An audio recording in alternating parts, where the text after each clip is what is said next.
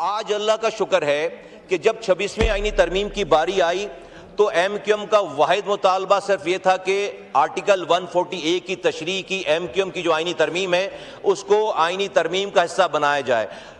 اس وقت ہمیں کہا گیا کہ پاکستان کی تمام دوسری پارٹیز جو ہے اس وقت متفق نہیں ہو پا رہی، تو ہم اس کو اگلی آئینی ترمیم میں لے کر جائیں گے۔ آج میں پاکستان کے لوگوں کو 24 کروڑ لوگوں کو بتانا چاہتا ہوں کہ this matter has not been dead yet, یہ ختم نہیں ہوا، اور انشاءاللہ تعالی میں اس ایوان میں کھڑے ہو کر کہہ رہا ہوں انشاءاللہ تعالی 28ویں ترمیم اس لوکل گورنمنٹ کی آرٹیکل 140A کی تشریح کے حوالے سے اسی ایوان میں انشاءاللہ تعالی بہت جلد آئے گی۔ میں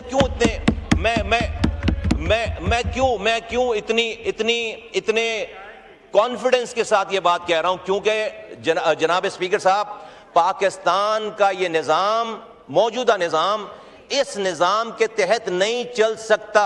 اب یہ ایم کیو ایم کی بات نہیں ہے، یہ کسی پارٹی کی بات نہیں ہے۔ اگر آپ کو اختیارات اور وسائل، اگر آپ گڈ گورننس کی پالیسیز فیڈرل گورنمنٹ کی یا پروونشل گورنمنٹس کی، اگر آپ پاکستان کے لوگوں کے ڈور اسٹیپس تک لے کر جانا چاہتے ہیں، آج اس کا کوئی وہیکل موجود نہیں ہے۔ آپ ڈور اسٹیپس تک گڈ گورننس لے کے جا نہیں سکتے کیونکہ پاکستان میں لوکل گورنمنٹ کا نظام موجود ہی نہیں ہے۔